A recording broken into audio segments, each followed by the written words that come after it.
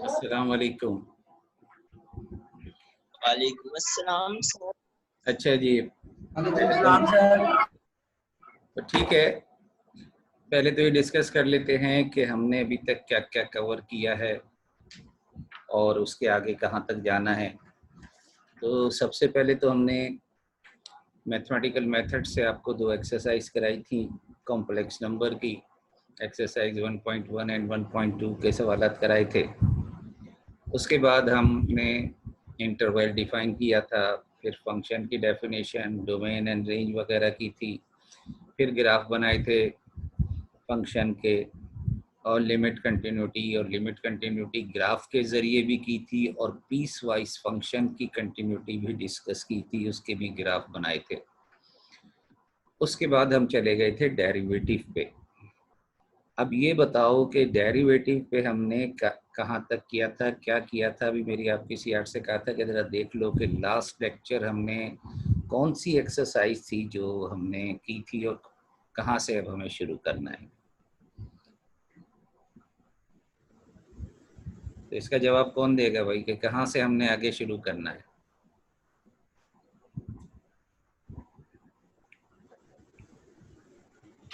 अच्छा, दूसरा ये मैंने पेज भेजा था, ये देखेंगे पेज जिसमें आपका कोर्स लिखा हुआ है।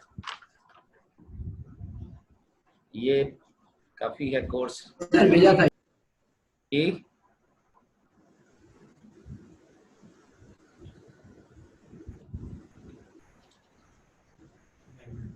देखिए ये कोर्स मैंने भेजा था पहले, और हो सकता है ये पूरा कंप्लीट ना कर सकें क्योंकि हो सकता है कुछ कम कवर कर सकें हम, लेकिन इंटरमीडिएट से बहुत ज़्यादा नहीं है, कि मैं पहले भी कह चुका हूँ, सिवाय उसके कि जो हमने पीस वाइज फंक्शन के ग्राफ बनाए या ग्राफ के ज़रिए जो हमने डिस्कशन किया है, या वो जो हमने एक आर्टिकल किया था शुरू में कि ग्राफ को जो है 4 मुख्तलिफ तरीके से हम ग्राफ ड्रॉ करते थे, एक ग्राफ को हम डिफरेंट टाइप से उसको आगे बढ़ाते थे, वो एक नया आर्टिकल था। अदरवाइज तो सारा इंटरमीडिएट की चीज़ें हैं। तो क्या किया था लास्ट टाइम बताओ भाई। सीआर आ गया, ज्वाइन कर लिया है सीआर ने? अच्छा चलो, कोई भी बता दे कि हमने लास्ट आर्टिकल क्या किया था।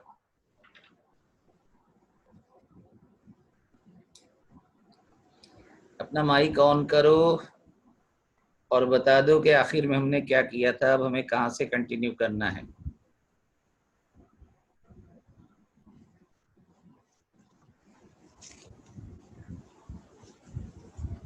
सर ग्राफ तक किया था, ग्राफ बनाए थे। ग्राफ भी बना दिए थे, लिमिट कंटिन्यूटी सब हो गई थी भी। अब तो डेरिवेटिव की बातें हो रही थी, वो मेरा ख्याल है मैंने ये लिखा भी था कि लिमिट से हम कंटिन्यूटी देखते हैं और कंटिन्यूटी से हम डेरिवेटिव की तरफ जाते हैं, ये मैंने लिखा था।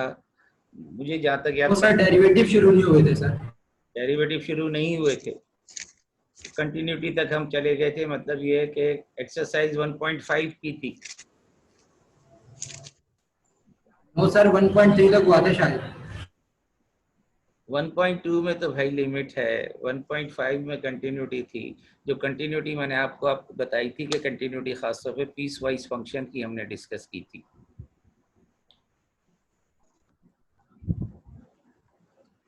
चलें खैर, उसके बाद जो देखता हूँ मैं 1.5 में क्या है।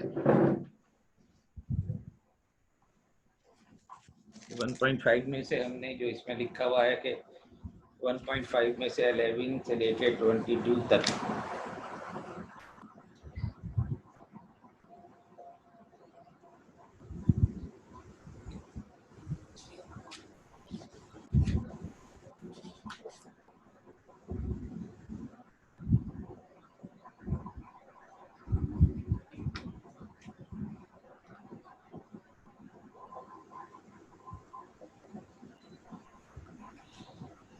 तो ये 1.5 को हमने find value of x if any at which f is not continuous, ये सवाल नहीं हुआ था। 1.5 हमने नहीं की थी, ये कह रहे हैं आप। तो चलिए इसको देख लेते हैं, 1.5 से हम शुरू करते हैं।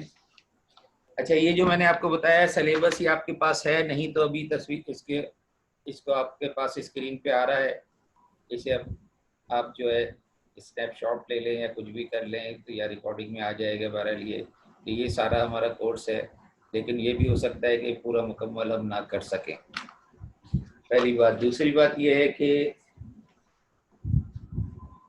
दो तरीके हैं हमारे पास। एक तो यही जो अभी हम कर रहे हैं कि लाइव हम क्लासेज लें इसी तरह से बोर्ड पे, और दूसरा ये है कि मैं क्लास की रिकॉर्डिंग डाल दूं, अपनी रिकॉर्डिंग करूं नेक्स्ट आर्टिकल्स की। और अगर आप लोग उसमें से कुछ पूछना चाहें तो मुझे फ़ोन के ज़रिए मुझसे पूछ सकते हैं, कि कन्फ्यूजन हो तो वो हम, क्योंकि नेक्स्ट यस आर्टिकल सर, ये सही रहेगा सर। तो ज़्यादातर जो अभी तक मैंने मुख्तलिफ डिपार्टमेंट्स की क्लासें में ले चुका हूँ, तो उन लोगों ने ज़्यादातर इसी को प्रेफर किया है कि मैं लेक्चर जो है अपने डाल दूँ रिकॉर्डिंग। तो देखें आप, ये जो अभी जो मीटिंग है इसको ज्वाइन करें आप, और ये गूगल क्लास को ज्वाइनिंग जब आप देंगे तो वहाँ आप रजिस्टर्ड हो जाएंगे, तो ये रिकॉर्डिंग आप तक पहुँच आप इसे यूज़ कर सकते हैं। और इसी तरह उसके बाद जो भी रिकॉर्डिंग डाली जाएगी तो गूगल क्लासेस में ये रिकॉर्डिंग डाली जाएगी और फिर वहाँ से आप उसे देख सकते हैं। तो चलिए हम 1.5 पे चलते हैं। 1.5 पे में ये कहा गया है कि वो पॉइंट तलाश करो जहाँ फंक्शन कंटिन्यूअस नहीं है।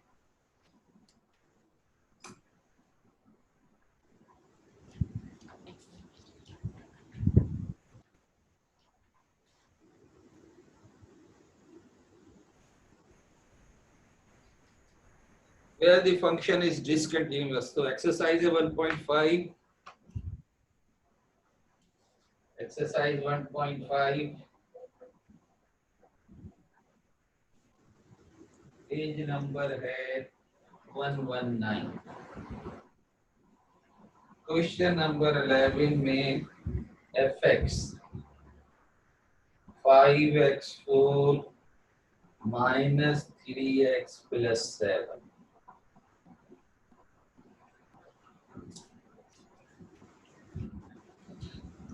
देखिए शायद ये तस्करा तो हुआ था कि पॉलिनोमियल जो है वो सबसे शरीफ फंक्शन है, ये हर जगह कंटिन्यूअस भी होता है, डिफरेंशिएबल भी होता है, इंटीग्रेबल भी होता है। तो this is just a polynomial of degree 4। असल मसला क्या है, सवालात में पीस वाइज फंक्शन में प्रॉब्लम होता है या प्रॉब्लम होता है उस फंक्शन में जिसमें डिनोमिनेटर हो। क्योंकि आप जानते हैं कि डिनोमिनेटर अगर ज़ीरो हो जाए तो फंक्शन की वैल्यू एग्जिस्ट करेगी ही नहीं। तो हमें यहाँ सवालात में बहुत कुछ करना नहीं है, ये जो सवालात हैं चेक नहीं करनी इसकी कंटिन्यूटी, क्योंकि पॉइंट नहीं दिया हुआ, वो पॉइंट आपको बताना है कि किस पॉइंट पे ये फंक्शन डिसकंटिन्यूअस हो सकता है। तो उसके लिए पॉसिबिलिटी बस वही है कि अगर डिनोमिनेटर है तो डिनोमिनेटर कहाँ पर ज़ीरो हो जाएगा। अगर डिनोमिनेटर ज़ीरो हो जाएगा तो ज़ाहिर वैल्यू एग्जिस्ट ही नहीं करेगी। कंटिन्यूटी में आपको पता है कि सबसे पहले तो आपको लिमिट देखनी होती है, फिर वैल्यू देखनी होती है। तो अगर वैल्यू फंक्शन की किसी जगह एग्जिस्ट ही नहीं कर रही, पीस वाइज फंक्शन में यह है कि आप उसकी लेफ्ट हैंड लिमिट और राइट हैंड लिमिट में डेफिनेशन मुख्तलिफ होती है। तो वहाँ पर जो जहाँ पर फंक्शन टूट रहा है, जहाँ पर डोमेन टूट रहा है, इंटरवल टूट रहा है, वो जो पॉइंट है उसी पे कंटिन्यूटी भी हो सकती है, और अदरवाइज इंटरवल में तो कंटिन्यूअस होगा, क्योंकि पीस वाइज फंक्शन आमतौर पे हमने डिनोमिनेटर वाले डिस्कस नहीं किए हैं। तो ये ऐसा फंक्शन है जिसमें कोई डिनोमिनेटर नहीं है, कोई पीस वाइज नहीं है। तो यहाँ पर कोई भी ऐसा पॉइंट नहीं है जहाँ पर फंक्शन डिसकंटिन्यूअस हो। तो इसका आंसर डायरेक्ट आप लिख सकते हैं, देयर इज नो पॉइंट, बस देयर इज नो पॉइंट, ये आंसर आ जाएगा। अब ये देखिए रूट है। अच्छा, रूट के लिए भी आप जानते हैं कि रूट अगर अंडर रूट है तो नेगेटिव नहीं होना चाहिए, लेकिन क्यूब रूट में नेगेटिव हो सकता है। तो अब ये क्वेश्चन नंबर 12 है, fx is equal to cube root of x minus 8।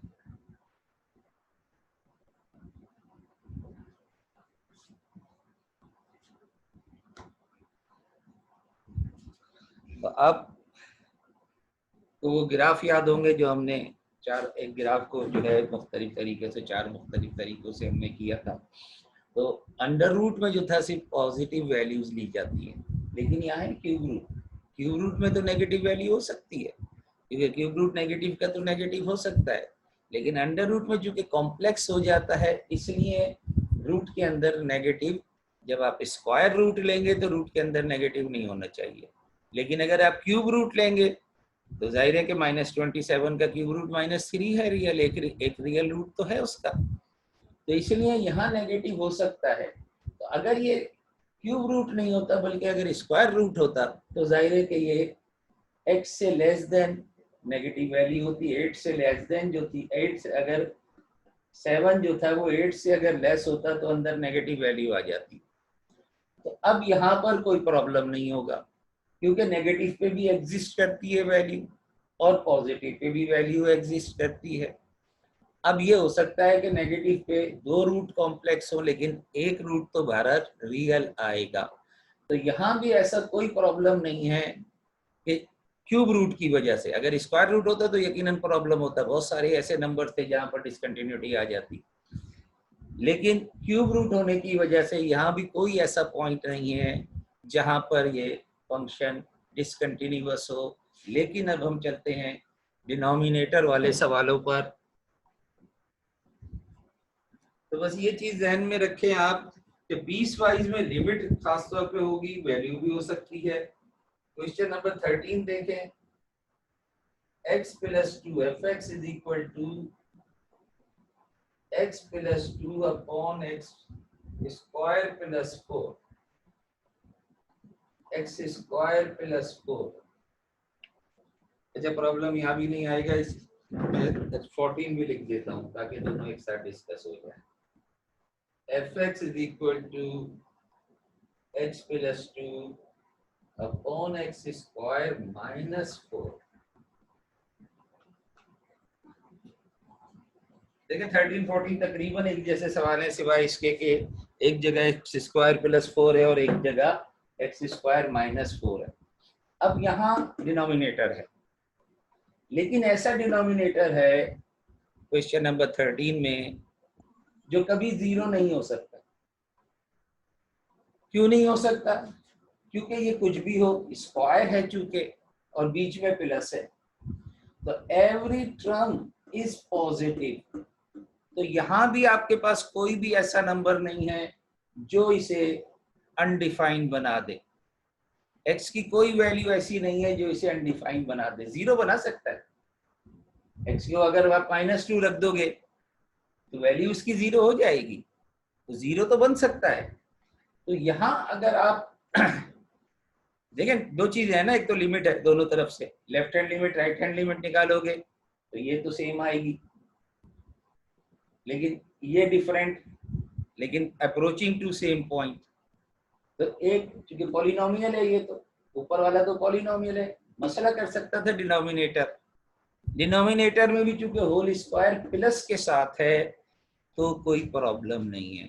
So it is, there is no point, again point of discontinuity, कोई ऐसा पॉइंट नहीं है। लेकिन ये आप जानते हैं, ये तो हमने एग्जाम्पल में भी किया था, क्योंकि डिनोमिनेटर फैक्टर कैंसिल भी हो सकता है, फैक्टर करके कैंसिल करोगे नीचे x - 2 रह जाएगा।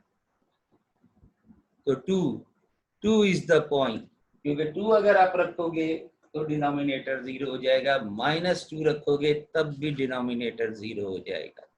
तो इस माइनस दरमियान में माइनस की वजह से, तो अगर आप इसी को एज इट इज लोगे तो ये आपको याद हो कि हमने इंटर में तो फैक्टर बना देते थे ना लिमिट निकालते वक्त इसकी।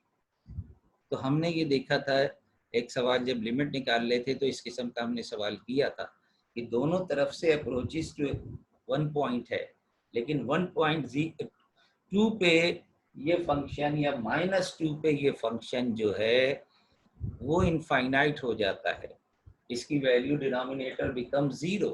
तो इसको फैक्टर बना के सॉल्व नहीं करना, डिनोमिनेटर कब 0 होगा, तो दो वैल्यू ऐसी हैं x = 2 एंड x = -2, जहां इसकी वैल्यू एग्जिस्ट नहीं करेगी। लिमिट एग्जिस्ट करेगी, 2 पे भी लिमिट एग्जिस्ट करेगी, -2 पे भी लिमिट एग्जिस्ट करेगी, लिमिट तो एग्जिस्ट करेगी। ये हम सवाल शुरू में लिमिट के फैक्टर में कर चुके हैं, इंटर में आपने इसके फैक्टर बना के किए थे, हमने अभी लेफ्ट हैंड लिमिट और राइट हैंड लिमिट रख के देखा था, इस किस्म का ही सवाल था वहां पर, तो देख लेना पिछले लेक्चर में ये मौजूद है। लेकिन डिनोमिनेटर की वजह से at x is equal to 2, denominator is 0, the value does not exist. At x is equal to -2, again -2 put करोगे तो भी डिनोमिनेटर 0 हो जाएगा। तो चूंकि डिनोमिनेटर 0 हो गया, value does not exist at -2 and 2, hence these are the 2 points of discontinuity। तो इस पूरे एक्सरसाइज में आपको सिर्फ वो पॉइंट तलाश करने हैं। तो पॉइंट तलाश करने की मैंने आपको बताया सिर्फ 2 है कि अगर रूट हो तो नेगेटिव वैल्यू के लिए रूट की वैल्यू एग्जिस्ट नहीं करती, रियल नहीं होती। तो रियल नहीं है अगर, तो जाहिर है कि वैल्यू एग्जिस्ट नहीं करेगी। इसी तरह से डिनोमिनेटर अगर किसी जगह पे 0 हो जाता है तो वैल्यू डज नॉट एग्जिस्ट। तो वो पॉइंट हमें तलाश करने होंगे कि जहाँ पर फंक्शन इज डिसकंटिन्यूअस। कोई सवाल? जी, अब हम चलते हैं पीस वाइज, एक सवाल इसका पीस वाइज कर लेते हैं। जी बोलें, क्या करें? सर ये थोड़ा सा वीडियो क्वालिटी का इशू है, आपका जो वाइट बोर्ड है बहुत ज़्यादा ब्लर हो रहा है, इसमें जो आपने लिखा है ना वो सही से समझ नहीं आ रहा, यानी कि कॉपी करते हुए जो है ना थोड़ा सा ब्लर हो रही है। देखिए कुछ लोगों का अक्सर ये प्रॉब्लम रहता है, ज़ाहिर में सुबह के टाइम भी मेरी क्लासेस जो हैं यूआईटी की तो वो तो काफ़ी पहले से चल रही हैं। कुछ ऐसे लोगों के साथ प्रॉब्लम ज़रूर होता है कि वो कहते हैं सर पिक्चर हमारे पास क्लियर नहीं है, तो हम उनसे यही कहते हैं कि जिसके पास पिक्चर क्लियर आ रही है वो इसकी स्क्रीनशॉट ले और शेयर कर ले आपके साथ। तो मैं तमाम लोगों से यही कहूँगा जिसके पास इसकी अगर फिगर क्लियर आ रही है तो वो आप इसका स्क्रीनशॉट लेके और शेयर कर दें, अदरवाइज फिर इसकी रिकॉर्डिंग देख लेना, इसकी रिकॉर्डिंग में तो बहरहाल ये क्लियर होगी। ठीक है सर। तो मैंने आपसे सिर्फ ये कहा है कि एक तो अंडर रूट हो अगर, क्योंकि यहाँ क्यूब रूट था तो क्यूब रूट नेगेटिव के लिए एग्जिस्ट करता है, कम से कम एक वैल्यू रियल ज़रूर होगी। स्क्वायर रूट में कॉम्प्लेक्स रूट आएंगे, अगर अंडर रूट में नेगेटिव नंबर आ जाए तो कोई रियल रूट नहीं आएगा। तो एक तो ये प्रॉब्लम हमें देखना होगा, और एक डिनोमिनेटर, ये डिनोमिनेटर किस वैल्यू के लिए 0 हो सकता है। तो ये दोनों एग्जाम्पल मैंने साथ साथ इसीलिए लिखी कि यहाँ प्लस होने की वजह से डिनोमिनेटर 0 हो ही नहीं सकता किसी भी x की वैल्यू के लिए। लेकिन यहाँ ये 2 वैल्यू ऐसी हैं 2 and -2 जहाँ पर डिनोमिनेटर 0 हो जाएगा, और जब डिनोमिनेटर 0 हो जाएगा तो यकीनन वैल्यू डज एग्जिस्ट। अब हम चल रहे हैं पीस वाइज फंक्शन की तरफ।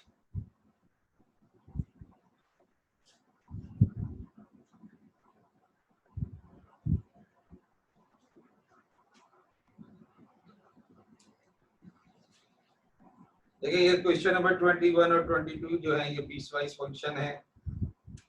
तो क्वेश्चन नंबर 21 लिख रहा हूँ, fx is equal to 2x plus 3 and 7 plus 16 upon x।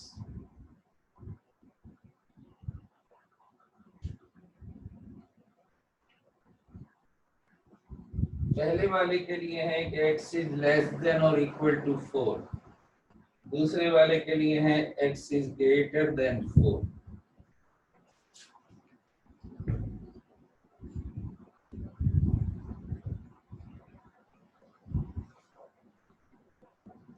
अब ये पीस वाइज फंक्शन,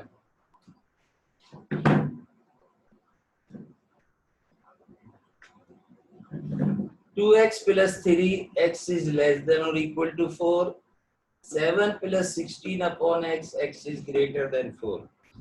देखिए ये आप कह सकते थे कि यहाँ पर डिनोमिनेटर में एक्स है, लेकिन ये तो 0 के लिए है ना, और 0 के लिए तो ये रेंज ही नहीं है। 0 तो अगर x की वैल्यू 0 लोगे तो यहाँ होगा, तो x की वैल्यू यहाँ तो 0 है ही नहीं, x की तो यहाँ वैल्यू आपको लेनी है ग्रेटर देन 4, इसलिए ये डिनोमिनेटर इनफाइनाइट नहीं हो सकता। यहाँ जो प्रॉब्लम आता है पीस वाइज में वो यही है 4 पर। तो आमतौर पे आपने देखा होगा कि जो मैंने भी सवालात आपको कंटिन्यूटी के कराए थे वहां पर मैं लिख देता था discuss the continuity at x is equal to this point. तो ये सिर्फ 4 ऐसा पॉइंट है जहां पर हो सकता है कि ये फंक्शन डिसकंटिन्यूअस हो जाए, हो सकता है।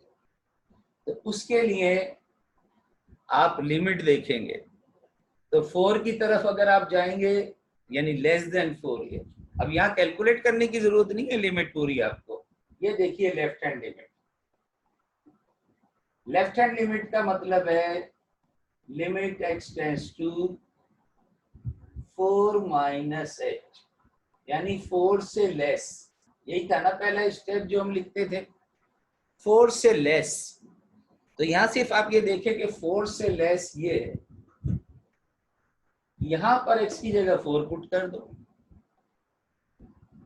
पहले वाले में x की जगह पर 4 पुट कर दो तो आपके पास ये वैल्यू आ जाएगी 11।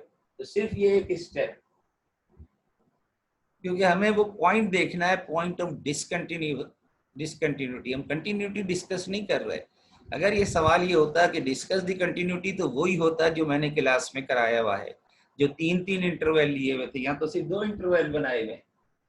जो हमने 3-3 इंटरवल का कराया था वो दोनों इंटरवल का जो है लिमिट और कंटिन्यूटी हमने डिस्कस की थी। अगर कहा जाए डिस्कस दी कंटिन्यूटी तो हमें पूरा काम करना है। यहाँ आपसे सवाल ये किया गया है कि find that particular point where the function is discontinuous. तो चांस सिर्फ डिसकंटिन्यूअस होने का यहाँ होता है जहां पर ये फंक्शन ब्रेक हो रहा है। तो x की किस वैल्यू पे ये ब्रेक हो रहा है, तो इस पे आपने लेफ्ट हैंड लिमिट निकालने के लिए जाहिर है यही यूज करोगे। यहाँ 4 रखोगे तो 11 आएगा। राइट हैंड के लिए आप राइट दूसरा वाला यूज करोगे तो यहाँ भी सिर्फ यही एक स्टेप लिख देना x tends to 4 plus h। और अब 4 प्लस h चूंकि यहाँ पर है 4 से ग्रेटर वैल्यू यहाँ पर है, लिहाजा यहाँ पुट कर दो x की वैल्यू 4, तो 16/4 दिस इज अगेन 11। तो आपने देखा कि लिमिट तो एग्जिस्ट कर गई, left hand limit is equal to right hand limit which is equal to 11। अब हमें ये देखना है कि वैल्यू ऑफ द फंक्शन। तो वैल्यू ऑफ द फंक्शन के लिए x4 कहां पर है, f ऑफ 4 मालूम करना है। ये पहला पॉइंट, ये दूसरा पॉइंट, f ऑफ 4 के इक्वलिटी कहां पर है, वही पहले वाले में इक्वलिटी यहाँ पर है। अब ये यूज नहीं करोगे क्योंकि इक्वलिटी यहाँ पर है। तो जब यहाँ पर है तो डायरेक्ट आप इसमें x की जगह पर 4 पुट कर दो, तो that will be the value which is equal to 11। तो लिमिट वैल्यू सब इक्वल आ गई।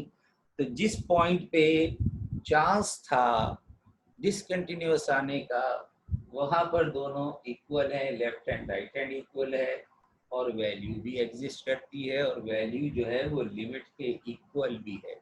तो तीनों कंडीशन सेटिस्फाई हो रही हैं। तो इसलिए हम इसके लिए भी हमारा जवाब ये होगा कि there is no point where this function is discontinuous. तो कोई ऐसा पॉइंट नहीं है जहां पर फंक्शन डिसकंटिन्यूअस हो जाए।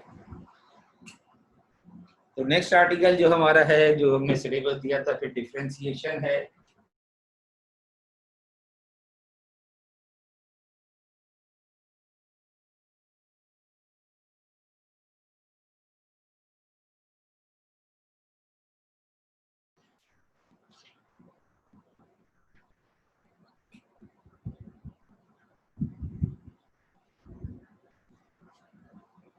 डिफरेंशिएबिलिटी,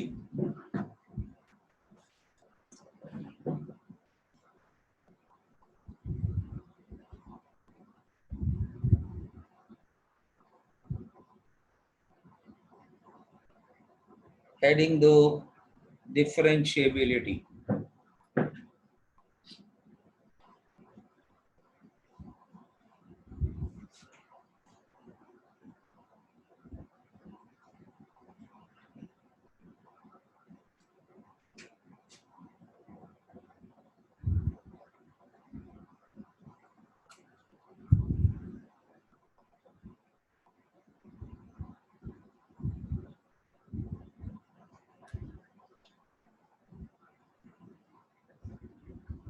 देखिए आप याद करें कि मैंने सबसे पहले ये लिखा था कि definition of left hand limit x tends to a minus h fx. This is the definition of left hand limit at x is equal to a. अगर ये राइट हैंड लिमिट की डेफिनेशन के इक्वल होगी limit x tends to a plus h f of x, अगर ये left hand limit और right hand limit equal होंगी तो ये प्रॉब्लम के हिसाब से सॉल्व करने के हिसाब से ये आपके पास प्रॉपर्टी है कि अगर ये इक्वल है तो हम कहेंगे लिमिट एग्जिस्ट करती है and this is the definition of limit, existence of limit. तो ये लिमिट की डेफिनेशन जो सवाल हम करते रहे, अदरवाइज इसकी टेक्निकल डेफिनेशन जरा टिपिकल टाइप है। फिर हम आगे बढ़े थे तो हमने कंटिन्यूटी डिस्कस की। हमने ये कहा था कि जो लिमिट है, अगर ये limit x tends to a minus h fx is equal to limit x tends to a plus h fx, ये तो हो गई लिमिट की डेफिनेशन। अब अगर ये जो है f a के बराबर है तो this is the value of the function, ये लिमिट जो है वैल्यू के बराबर है, so this will gives us definition of continuity.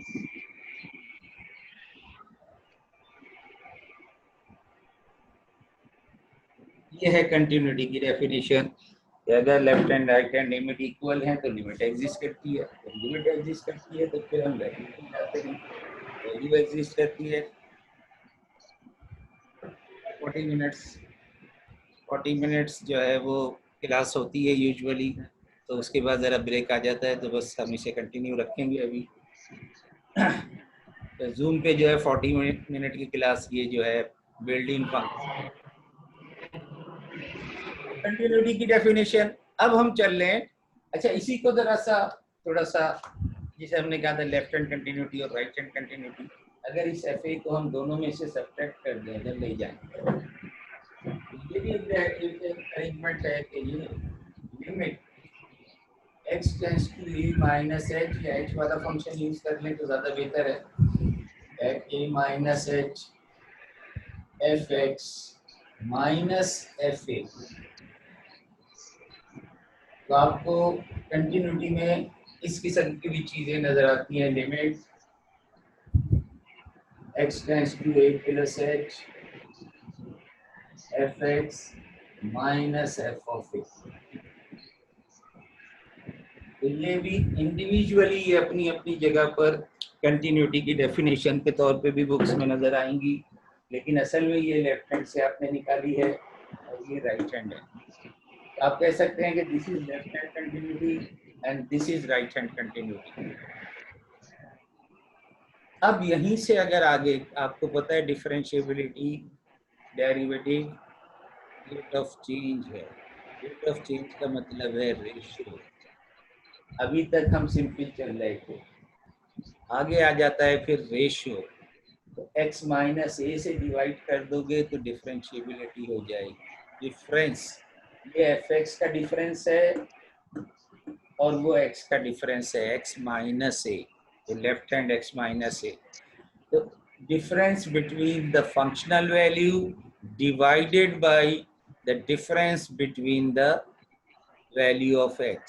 तो ये जो रेशियो बनाएंगे आप, तो ये रेशियो डिफरेंशिएबिलिटी का हो जाता है। तो इसी तरह से डेरिवेटिव की डेफिनेशन के तौर पे आप डिवाइड दिस x माइनस ए, दोनों तरफ x माइनस ए से डिवाइड कर दो, तो आप कह सकते हैं कि this is left hand differentiability बन जाएगी और ये right hand differentiability.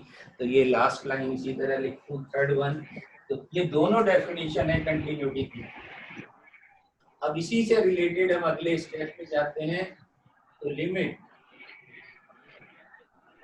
x tends to a, अब यूजुअली ये चीज लिखी नहीं जाती, तो वहां आप देखें कि f of x minus f of a divided by x minus a। तो अगर यहाँ माइनस h लगा होगा तो ये लेफ्ट हैंड की डेफिनेशन है। अदरवाइज अगर सिर्फ एच हटा दोगे तो ये डेफिनेशन है डिफरेंशिएबिलिटी की। और अगर ये एच लगा हुआ है प्लस के साथ तो जाहिर है ये राइट हैंड की तरफ बन जाती है। F x minus F of a divided by x minus a, तो ये आपको विदाउट एच नजर आएगी। उस सूरत में यहाँ क्या करते हैं, ए प्लस एच लिख देते हैं या ए माइनस एच लिख देते हैं। तो this is the definition of differentiability.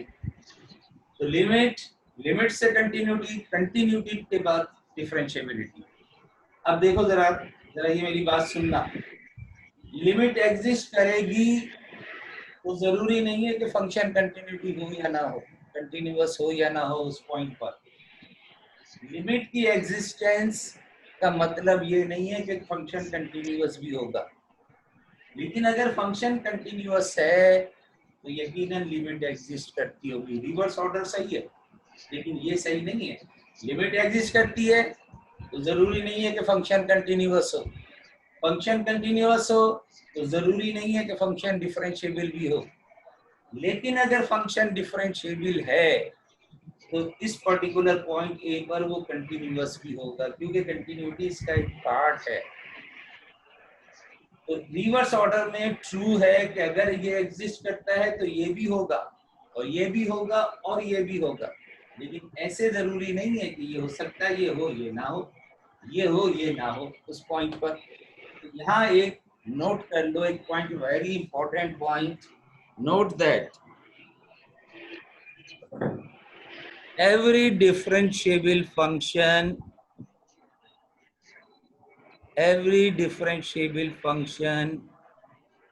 is continuous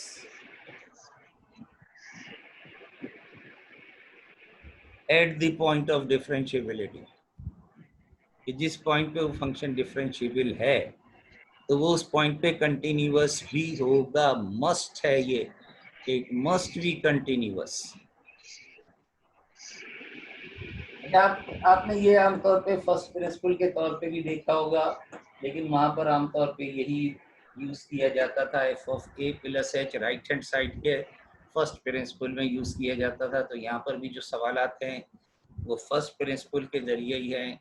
एक पॉइंट ए की वैल्यू भी दी हुई है, लेकिन अगर ए की वैल्यू ना भी दी हुई हो, जनरलाइज फॉर्म हो, तो आप एच यूज करते हैं। देखिए अभी हमने इसमें एच सिर्फ यहाँ यूज किया है लेफ्ट हैंड और राइट हैंड दिखाने के लिए, लेकिन अगर आप वापस चले कंटिन्यूटी की तरफ,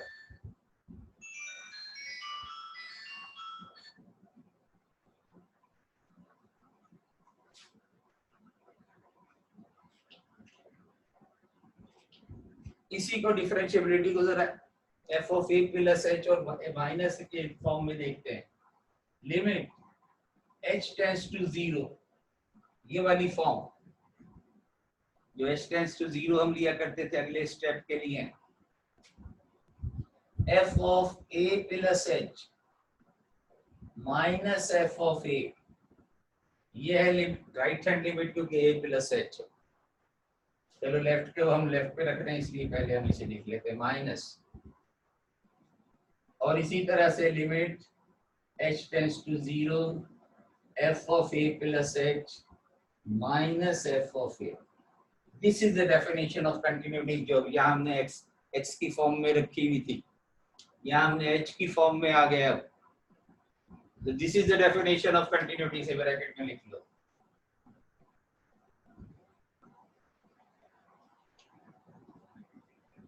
और अब आपके पास एक ये वैल्यू है, एक ये वैल्यू है, x की एक वैल्यू ये है, एक वैल्यू ये है। इसे हमने लेफ्ट हैंड लिया है, इसे हमने राइट हैंड लिया है। तो ये इस पॉइंट पे फंक्शन की वैल्यू है, लेकिन जब आप इसका रेशियो लोगे तो ए कैंसिल हो जाएगा, यानी ये दिस इज कंटिन्यूटी। इसी को जब आप रेशियो में जाएंगे, आप limit H tends to zero F of A plus minus h minus F of a divided by a minus h minus A.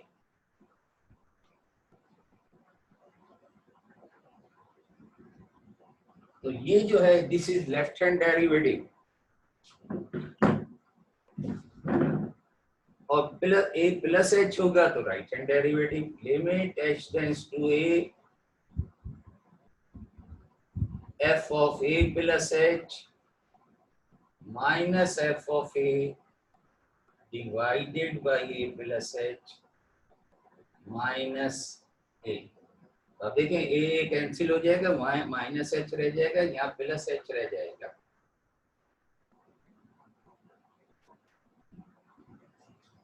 So this is the definition of differentiability. Limit h tends to 0. Fa minus h minus f of a divided by minus h. और यहाँ limit h tends to 0. F of a plus h minus f of a divided by h. This is right hand differentiability. तो अब आप याद करो कि first principle में ये वाला सिर्फ यूज करते थे राइट